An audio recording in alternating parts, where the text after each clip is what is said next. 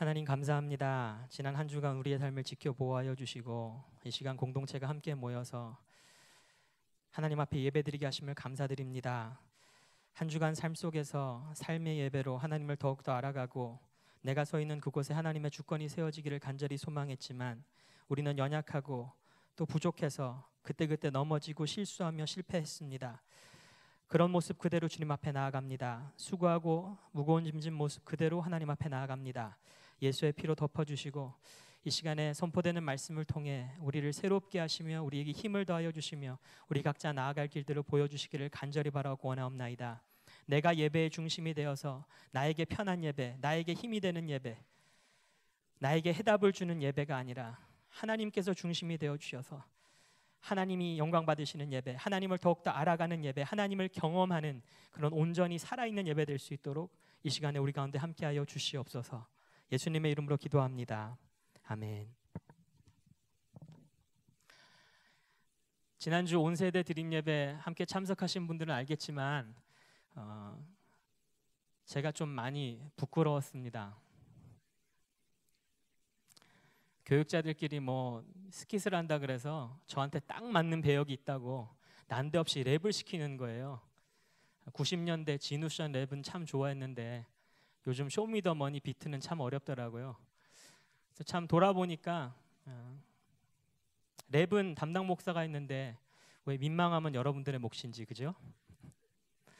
아무튼 제가 그래도 나름 저의 역할에 충실하려고 소품을 좀 사려고 그 전날 밤 토요일 저녁에 다이소를 들렸습니다. 다이소를 들어가자마자 깜짝 놀란 게 입구부터 이 할로윈 10월 31일 할로윈 커스튬들이, 의상들이, 그리고 장식품들이 그냥 쫙 진열돼 있는 거예요. 아, 우리나라에도 이제 할로윈이 들어오는구나. 그리고 어린아이서부터 이 어른에 이르기까지 특별히 우리 젊은 층들 이렇게 할로윈에 열광하는구나. 또 토요일 이번 주였어요. 월요일인가 화요일인가 이제 기억도 긴가민가 하네요. 우리 청년 하나를 죽전 카페거리에서 만나기로 해서 죽전 카페거리에 갔더니 거기도 또 그냥 도배를 해놨어요. 할로윈 분위기로. 그럼 혹시 할로윈의 기원과 그 역사에 대해서 좀 알고 계십니까? 할로윈은 아이리시 전통입니다. 아일랜드 켈트족이라 그러죠. 셀틱들이 지키던 의식에서 시작됐는데요. 이 사람들은 11월 1일이 되면 이제 추수가 마무리되고 한 해가 끝난다고 생각했습니다. 그런데 문제는 그 한 해가 끝나는 11월 1일이 되면 영의 세계와 육의 세계 사이에 있는 그 문 혹은 담이 좀 허물어지고 희미해진다고 생각했어요. 그래서 11월 1일이 되면 이미 영의 세계에 살고 있는 귀신들이 얼마든지 지금 이 현실 세계로 들락날락 거릴 수 있다고 믿어서 바로 그 전날인 10월 31일에 함께 모여서 이 귀신들을 쫓아내는 그런 의식에서 시작된 겁니다. 그래서 이제 삼마린이라고 부르는데요. 결국은 토속 신앙이지요. 그리고 미신이지요. 근데 그게 이제 미국으로 넘어가면서 19세기 또 20세기 미국에서 지금의 모습으로 변형이 된 거예요. 그래서 귀신을 쫓아내는 그 의미는 똑같기 때문에 어린아이들이 귀신 옷 입고 각 집집마다 돌아다니면서 trick or treat이라고 그러죠. 똑똑똑. 그래서 trick or treat, 그러니까 trick or treat. 그러니까 treat, 나한테 지금 사탕 몇 개 안 주면 trick, 내가 당신한테 마법을 부려가지고 당신 괴롭힐 거야. 난 그런 귀신이야. 라는 놀이에서 시작된 거예요. 그래서 사탕도 주고받고 하는 거예요. 근데 그게 조금 더 어린아이들의 세대에 맞춰져서 귀신 옷뿐만이 아니라 그냥 일반 어떤 캐릭터 옷 같은 것도 입기도 하고 이게 하나의 문화가 되어버린 거죠. 그런데 참 재미있는 것은 이게 미신적인 근원을 갖고 있기 때문에 아무래도 사단이 잘 사용해 먹을 수 있겠죠. 그래서 이 할로윈의 근원 자체는 사단 숭배와는 직접적인 연관은 전혀 없습니다. 그걸 그렇게 어거지로 우기는 교회들도 있어요. 그런데 그렇지는 않은데 문제는 근원은 어떻게 시작됐든지 간에 사단 입장에서 자기가 사용할 수 있는 굉장히 좋은 도구죠. 그래서 사단 교회를 창시한 이 앤턴 라베이라고 하는 사람이 The Satanic Bible, 그러니까 사단 성경이라는 걸 썼는데 거기에 보면 사단교회에서 늘 지키는 가장 큰 세 가지 명절이 있는데 그 중에 하나가 바로 할로윈이라고 하는 겁니다. 그러다 보니까 자연스럽게 그런 영적인 영향을 받는 문화들이 생기겠죠. 제가 어렸을 때만 해도 미국의 뉴스에서 할로윈이면 이런 뉴스들이 많이 일어났어요. 아이들이 집집 방문했는데 사과를 하나 받았는데 사과 안에서 칼날이 발견됐다, 이런 식으로. 근데 올해도 보니까 영국에서 아이들이 사탕을 한 움큼 가져왔는데 그 안에 정체 모를 사탕 같은 알약들이 몇 개 있었는데 알고 봤더니 엑스터시였죠. 우리 젊은이들이 그냥 환각 상태를 유지하려고 쓰는 극도의 마약, 엑스터시. 그러니까 그걸 모르고 애들이 그냥 먹는 거예요. 근데 할로윈은요, 어마어마하게 커졌습니다. 그래서 이런 근원이나 이런 역사나 이런 의미 같은 거 전혀 모르는 우리 젊은이들이 그냥 마냥 즐기기 시작하는 거예요. 올해 할로윈에 사람들이 쓴 소비 금액만 9억 달러입니다. 한국 돈으로는 9천억 원. 다행히 크리스마스에 비하면 아무것도 아니에요. 크리스마스는 올해 예상 소비 금액이 465억 달러거든요. 46조 원이 넘어요.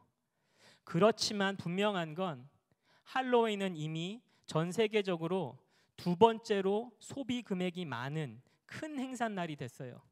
전 인류가 그렇게 거기에 빠져 있다는 겁니다. 우리 공동체는 이번 주부터 에스라서를 묵상하고 있습니다. 에스라서의 배경을 간단하게 짚고 넘어가자면 이스라엘 민족은 하나님의 선택을 받은 선민이었습니다. 하나님은 이스라엘을 통해서 하나님이 통치하시는 하나님의 나라의 모형을 보여주시고 싶으셨습니다. 하지만 이스라엘은 하나님을 버리고 우상을 숭배했죠. 그래서 그 결과 나라가 둘로 나뉘었습니다. 북이스라엘과 남유다로. 북이스라엘은 BC 722년에 아시리아에게 멸망을 당하고 남유다마저도 BC 586년에 바벨론에 의해서 멸망합니다. 바벨론은 그 남유다의 백성들을 자기 본국으로 포로로 끌고 갔는데 그곳에서 이 끌려간 포로들은 그곳의 언어, 그곳의 식단, 그곳의 문화를 배우고 익혀야 했습니다. 그리고 마치 일제시대 때 우리나라 사람들이 창씨개명이라는 걸 요구받았듯이 이때 남유다 사람들도 이름을 바벨론식으로 바꿔야 했습니다. 하나님의 나라를 이루면서 하나님의 통치를 받아야 할 이 민족이 세상 나라의 포로가 되어서 세상 권력자의 지배를 받게 된 것입니다. 우리 사랑하는 사교회 성도 여러분, 우리 청년 여러분, 2600년 전에 이스라엘 민족의 바벨론 포로 생활은 오늘날 대한민국의 그리스도인들의 삶과 다르지 않다고 생각합니다. 우리는 택함받은 하나님의 자녀지만 세상 속으로 끌려갑니다. 세상의 지식, 세상의 가치관, 세상의 문화를 주입받고 강요받습니다. 마치 할로윈 문화 그거 하나에서만 봐도 알 수 있듯이 우리는 그게 무엇을 의미하는지도 모른 채 남들이 다 하니까 따라가게 돼 있습니다. 요즘 들어서 뭐 갑질, 횡포 이런 이유로 뉴스에 등장하는 온갖 대기업의 그런 민낯들이 드러나고 있지만 그럼에도 여전히 대기업에 입사하기 위해서 오늘도 지원하는 그 경쟁률은 하늘을 찌릅니다. 이스라엘 민족이 바벨론에서 한창 포로 생활하던 중에 바벨론이 신흥강국 페르시아에 멸망하고 맙니다. 그리고 페르시아 왕 고레스는 믿기지 않을 칙령을 내립니다. 그게 오늘 본문의 2절인데요. 페르시아 왕 고레스는 다음과 같이 선포한다. 하늘의 주 하나님이 나에게 이 땅에 있는 모든 나라를 주셔서 다스리게 하셨다. 또 유다에 있는 예루살렘에 그의 성전을 지으라고 명하셨다. 3절 말씀, 이 나라 사람 가운데서 하나님을 섬기는 모든 사람은 유다에 있는 예루살렘으로 올라가서 그곳에 계시는 하나님 곧 주 이스라엘의 하나님의 성전을 지어라. 그 백성에게 하나님이 함께 하시기를 빈다.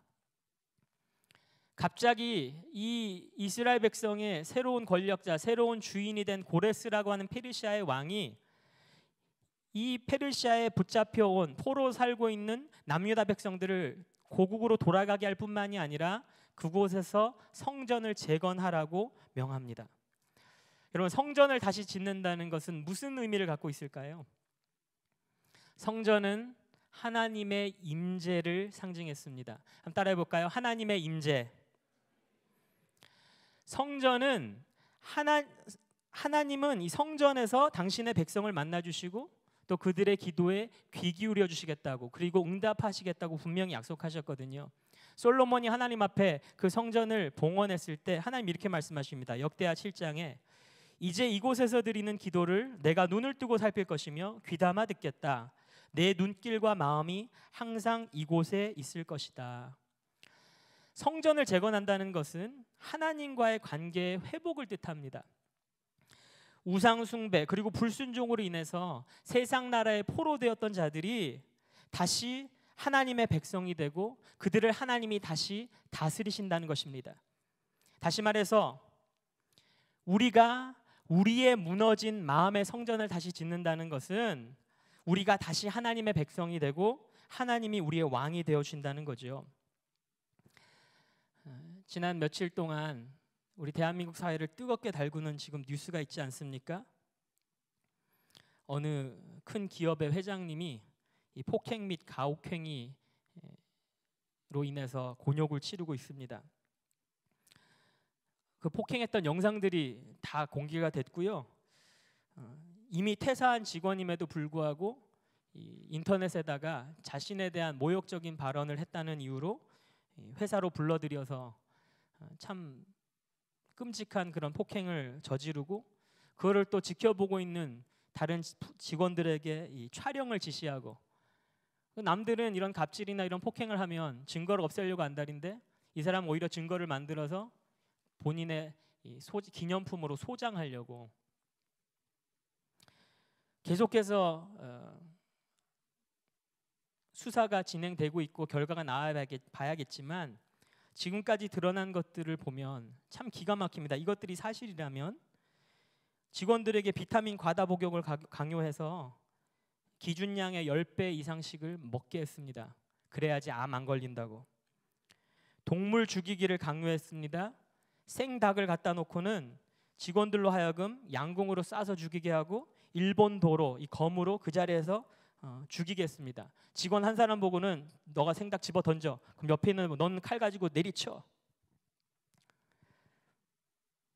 회사에 비비탄 총을 갖고 와가지고 회의 중에 마음에 안 드는 직원이 있으면 총으로 맞췄습니다. 그리고 최근에는 어느 대학 교수가 집단 폭행 맞은 것을 들고 일어났는데요. 얼굴에 가래침을 뱉고 구두를 핥게 하고 그리고 다 그렇게 두들겨 팬 다음에는 돈 몇백만 원 던져주고 맥값으로. 피해자들이 인터뷰를 하기 시작합니다. 제일 궁금한 건 이거죠. 이 사건들이 짧게는 3년, 길게는 5년 전에 있었던 일들인데 왜 이제서야 드러났냐. 보복에 대한 실질적인 두려움이죠. 어느 전직 직원은 고발은커녕 혹시라도 이 사람이 자기를 다시 회사로 불러들여서 팰까봐 지방에 은둔 생활을 했다고 합니다. 폭행을 당할 당시에 주변에 도와주는 사람이 하나 없었고, 아까 그 대학 교수 같은 경우는 그 당시에 고소를 하려고 했지만 나서서 증언을 해줄 목격자가 한 사람도 없었다는 겁니다.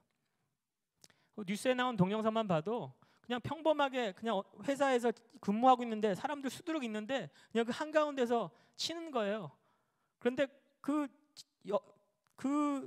사무실에 있던 직원들은 그냥 계속해서 일만 하는 거예요. 바로 자기 앞에서 일하는 일임에도 불구하고.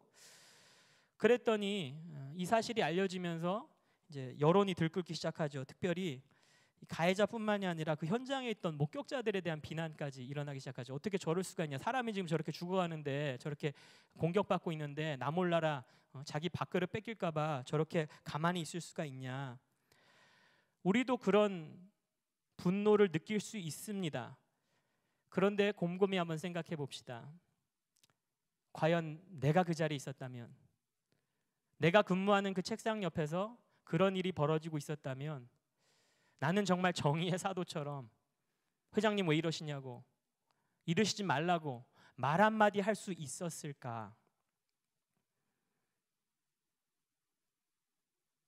이미 퇴직한 사원도 순식간에 거의 납치하듯이 회사로 다시 불려들여서 반 죽여놓을 수 있는 사람의 권력과 돈인데 뭐 내 직장 지금 잘리는 건 둘째치고 내 신변의 안전을 위해서라도 선뜻 나설 수 있었을까?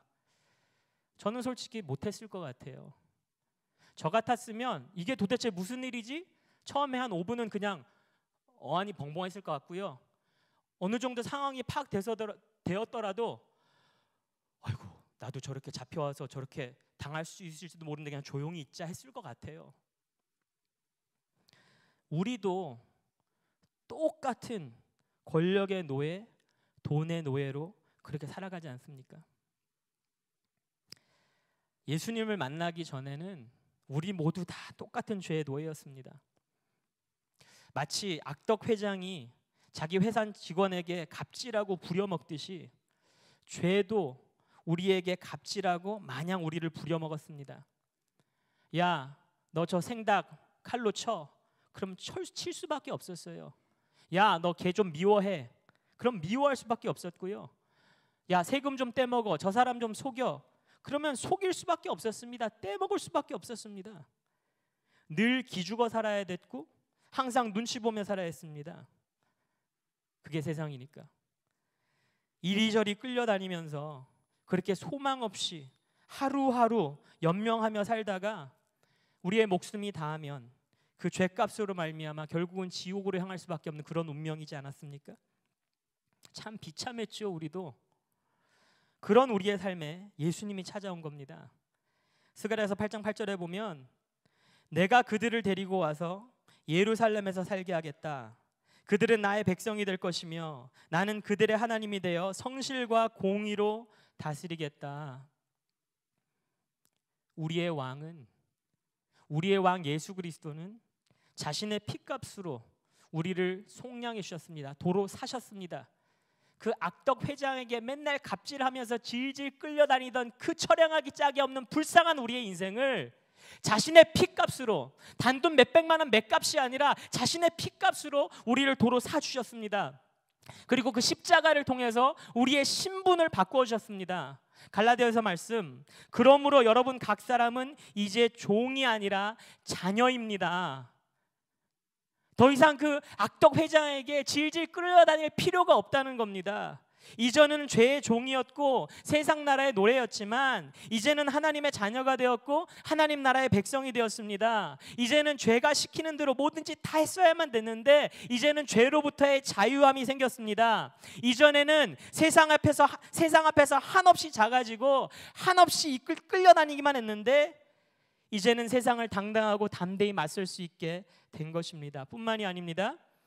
새로 얻은 우리의 신분을 우리 스스로 의심하거나 다른 누군가가 제대로 알아보지 못할까 봐 마치 퇴직한 그 직원 다시 회사로 끌어들여가지고 폭행시킬까 봐 우리에게 확실한 신분증이자 보디가드를 주셨는데 로마서 8장 16절 바로 그때에 그 성령이 우리의 영과 함께 우리가 하나님의 자녀임을 증언하십니다. 예수 그리스도를 인격적으로 만나고 예수 그리스도를 내 삶의 주인이자 내 죄값을 대신 치러줄 구원해줄 구원자로 영접한 사람은 하나님의 영인 성령이 그 마음속에 계시기 때문에 옛 주인이 난데없이 나타나서 다시 나를 힘들게 하려고 해도 기죽지 않고 눈치 보지 않고 도망가지 않아도 된다는 겁니다. 이게 바로 하나님의 은혜인 거죠. 우리의 왕 되신 예수 그리스도가 우리를 죄의 멍에와 세상의 권세로부터 구원하시고 지금 이 순간에도 우리를 자유케 하시는 줄로 믿습니다. 2600년 전에 포로로 끌려가 있던 이스라엘 백성들에게 무너진 예루살렘 성전을 재건하라고 명령하신 그 하나님은 지금 이 시간 세상의 포로처럼 끌려다니는 우리에게 우리의 무너진 그 마음의 성전을 다시 지으라고 명령하십니다. 성전을 다시 짓는다는 것, 하나님과의 관계가 회복되는 것입니다. 성전을 다시 짓는다는 것, 왕 대신 예수 그리스도를 내 삶의 주인의 자리에 다시 모시는 것입니다. 무너진 마음의 성전을 다시 지음으로 말미암아 왕 대신 예수 그리스도가 내 삶을 온전히 다스리시고 하나님의 나라가 온전히 임하는 복된 인생들이 되시기를 주님의 이름으로 축복합니다. 오늘 본문 말씀에서 하나님은 이스라엘 백성들에게 성전을 재건할 수 있는 놀라운 은혜를 허락하십니다.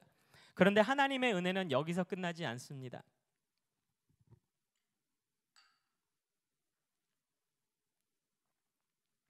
인천시 부평구에 어느 번화가 상가에서 버무리 떡볶이 가게를 운영하는 백모 씨가 있었습니다.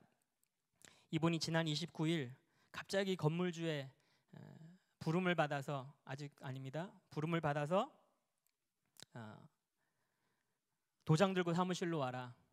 그래서 찾아갔습니다. 전화를 받는 순간 가슴이 철컹 가라앉았습니다. 아, 월세를 올리려나 보다. 임대료 인상을 요구를 예상하고 도장을 들고 갔는데 이 건물주의 대리인, 건물 관리인이 이 도장 찍으라고 내민 이 문서를 보니까 한시적 월 임대료 조정 합의서였습니다. 경기 불안으로 인한 임차인의 어려움을 함께 나누고자 한시적으로 임대료를 인하하기로 하며 임차인과 월 임대료를 아래와 같이 조정한다. 그래서 월 임대료 중에서 100만 원을 감면해 준다는 거예요. 그래서 11월부터 내년까지 14개월 동안 총 1,400만 원을 감면해 주겠다고 도장 가지고 오라고 한 거예요. 세상에 이런 일이. 알고 봤더니 이 건물주는 수십 년 동안 본인도 장사를 통해서 자수성가한 그런 건물주였습니다. 그래서 자영업자들의 어려움을 누구보다 잘 알았습니다. 그래서 이 버무리 떡볶이 하시는 백모 씨뿐만이 아니라 그 상가에 있는 총 10개의 점포 모두 다 이렇게 100만 원씩 감면을 해줘서 이 건물주가 앞으로 14개월 동안 손해보는 금액이 1억 4천만 원입니다. 여러분 나중에 임대업 하시면 이렇게 쿨하게 하십시오. 그러면 4절 말씀에 한번 볼까요? 잡혀온 하나님의 백성 가운데서 누구든지 귀국할 때에 도움이 필요한 사람이 있으면 그 이웃에 사는 사람은 그를 도와주어라. 은과 금과 세간과 가축을 주고 예루살렘에 세울 하나님의 성전에 바칠 자원 예물도 들려서 보내도록 하여라. 6절 말씀. 이웃 사람들은 자원 예물 외에도 은그릇과 금과 세간과 가축과 여러 가지 진귀한 보물을 주어서 그들을 도왔다. 하나님은요, 성전을 재건하는 일에 필요한 것을 공급하십니다. 음이며 금이며 가구며 가축이며 보물이며 또 주는 도움, 또 주는 사람, 이거 상관없이 모두 채워주십니다. 마치 그 인천 부평구 상가 그 세입자의 상황과 형편을 먼저 헤아려 준 그 건물주처럼 모든 만물의 근원이시고 주관자 되시는 하나님은 우리의 상황, 우리의 형편을 누구보다 잘 아셔서 미리미리 준비해 주십니다. 그런데 오늘 본문 말씀에서 발견하는 하나님의 은혜는 단순히 우리의 필요를 채워주시는 것보다 좀 더 깊습니다. 남의 나라에 포로로 잡혀있던 이 남유다 백성이 그토록 그리던 본국으로 돌아가서 하나님의 성전을 다시 재건하려고 하는데 은이며 금이며 주렁주렁 한가득 싸가지고 돌아갑니다. 여러분 이 장면을 머릿속으로 한번 떠올려 보십시오. 남의 나라에 끌려가 있는 하나님의 백성이 원래 자기의 땅으로 돌아가서 다시 성전을 지으려고 하고 하나님의 공동체를 만들려고 하는데 거기에 필요한 은이며 금이며 가축이며 주렁주렁 한 바구니 가지고 당당하게 탈출합니다. 어디서 많이 본 것 같지 않습니까? 이스라엘 역사에서 또 이런 적이 있었잖아요. 출애굽이었지요. 출애굽기 12장에 보면 이렇게 나옵니다. 이스라엘 자손은 모세의 말대로 이집트 사람에게 은부치와 금부치와 의복을 요구하였고 주님께서는 이스라엘 백성이 이집트 사람에게 환심을 사도록 하셨으므로 이집트 사람들은 이스라엘 자손의 요구대로 다 내어주었다. 이렇게 하여서 그들은 이집트 사람들에게서 물건을 빼앗아 가지고 떠나갔다. 참 놀랍지 않습니까? 오늘 본문 말씀의 배경으로부터 약 1000년 전의 일입니다. 그때도 똑같은 민족의 대이동이 있었습니다.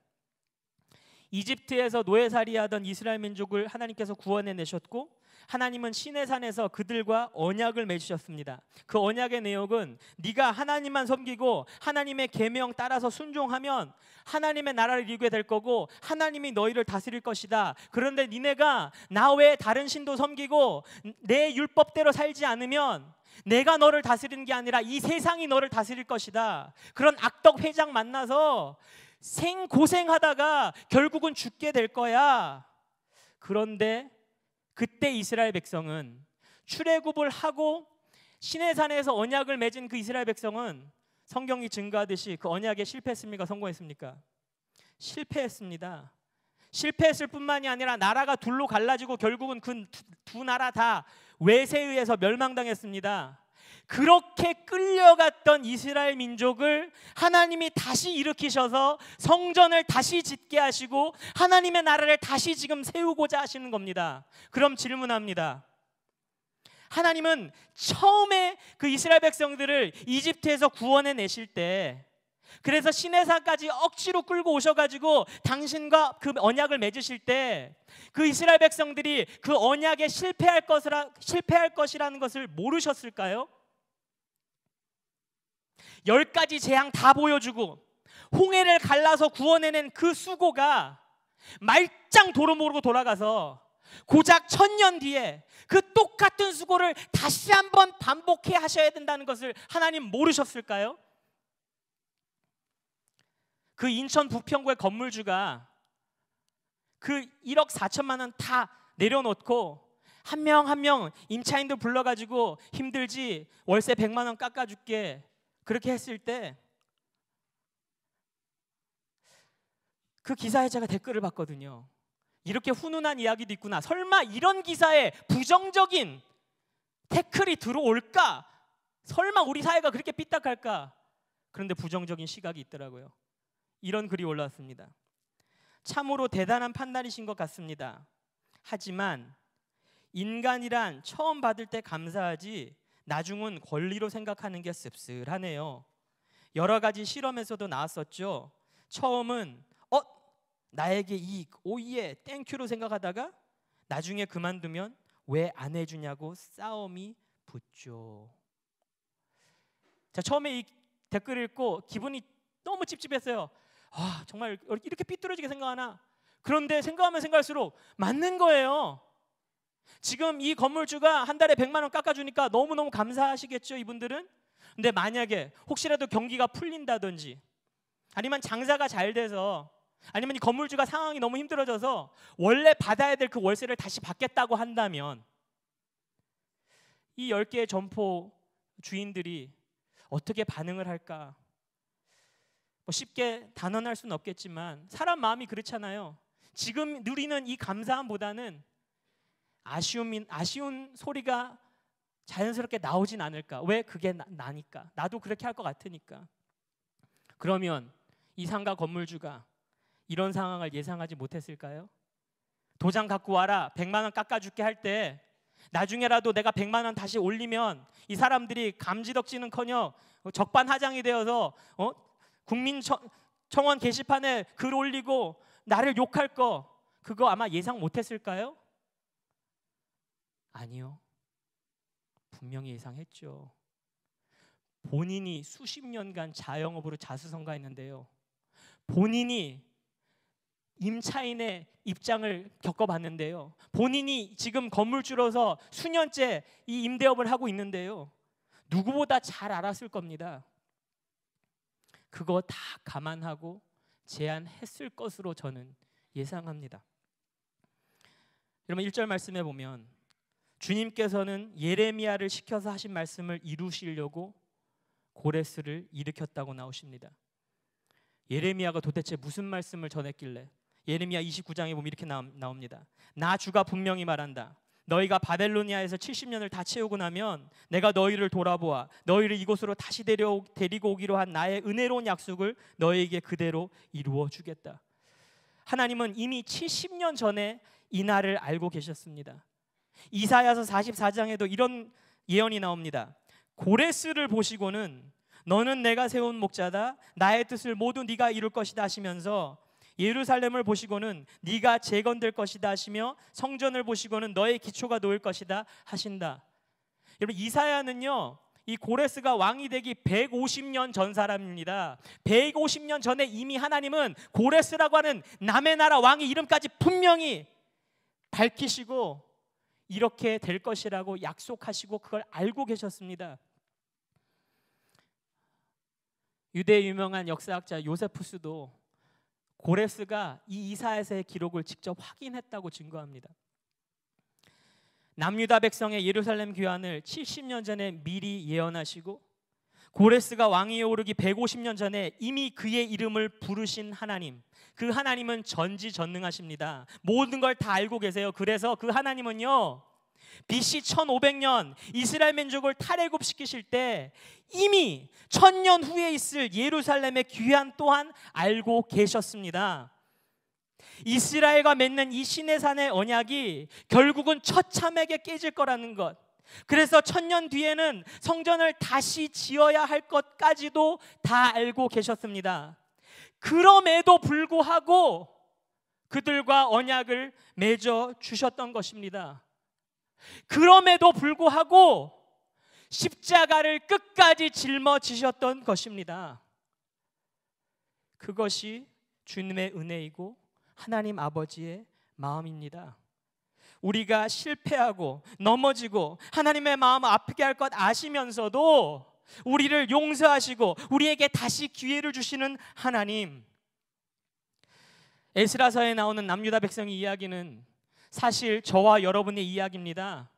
일찌감치 이집트 종살이에서 구원해 주었다가 시내산에서 당신의 선민으로 택해 주었더니 이방신, 이방민족 뒷공문이 쫓아다니면서 나라가 망하고 타국의 포로로 끌려갔다가 이제서야 다시 정신 차리고 무너진 성전을 재건하려는 그 유다 백성들, 이 유다 백성들의 이야기가 우리의 이야기 아닙니까? 일찌감치 죄의 노예에서 구원해 주었다가 천국 백성으로 당신의 자녀 그렇게 품어 주었더니 육체의 정욕, 세상의 뒷공문이 쫓아다니면서 예배생활 실패하고 신앙생활 망가졌다가 이제서야 다시 정신 차리고 무너진 마음의 성전을 재건하려는 마음으로 이 자리에 나온 저와 여러분, 그런 저와 여러분을 끝까지 사랑하시고 끝까지 용서하시고 다시 기회를 주시고 포기하지 않으시는 좋으신 하나님이시지 않습니까? 하나님은 우리가 내일 당장 우리 삶의 예배에 실패하실 것 알고 계십니다.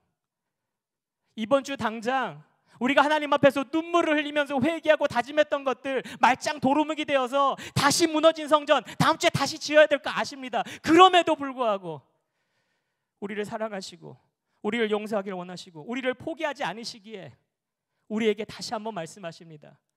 무너진 너의 마음의 성전을 쌓으라고. 예수 그리스도를 내 삶의 왕으로 다시 모셔드리는 그런 복된 예배, 그런 복된 인생 되시기를 주님의 이름으로 축복합니다.